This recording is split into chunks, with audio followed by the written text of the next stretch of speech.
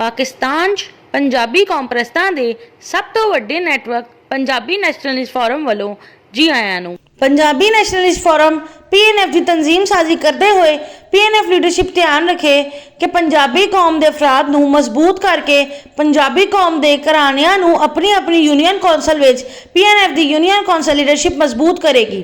Union council leadership Punjabi कौम के अफराद नूं मजबूत करने लई अपनी अपनी यूनियन कौंसल विच रहने वाले सियासी शऊर ते क्यादत की सलाहियत वाले पंजाबियों चों 10 अफराद नूं यूनियन कौंसल एग्जैक्टिव कमेटी का मैंबर बनाएगी। पंजाबी कौम के घराणियां नूं मजबूत करके पंजाबी कौम के खानदानां नूं अपनी अपनी तहसील विच PNF की तहसील लीडरशिप मजबूत करेगी।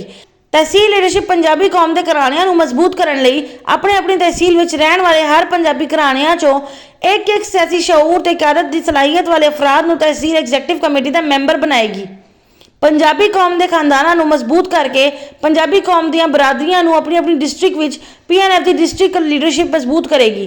डिस्ट्रिक्ट लीडरशिप पंजाबी कौम के खानदानां नूं मजबूत करने लई अपनी अपनी डिस्ट्रिक्ट विच रहने वाले पंजाबी खानदानां चों एक सियासी शऊर ते क्यादत की सलाहियत वाले फर्द नूं डिस्ट्रिक्ट एग्जैक्टिव कमेटी का मैंबर बनाए। पंजाबी कौम दीआं बरादरियां नूं मजबूत करके पंजाबी कौम नूं अपने अपने जोन विच PNF की लीडरशिप मजबूत करे। जोनल लीडरशिप पंजाबी कौम दीआं बरादरियां नूं मजबूत करने लई अपने अपने जोन विच रहने वाले हर पंजाबी बरादरी चों एक सियासी शऊर ते क्यादत की सलाहियत वाले फर्द नूं जोनल एग्जैक्टिव कमेटी का मैंबर बनाए। पंजाबी कौम की दूसरियां कौमां दे नाल समाजी ते सियासी तालुकात बारे प्रोग्राम ते पॉलिसी अपने अपने सैक्शन विच PNF की सैक्शन लीडरशिप बनाए।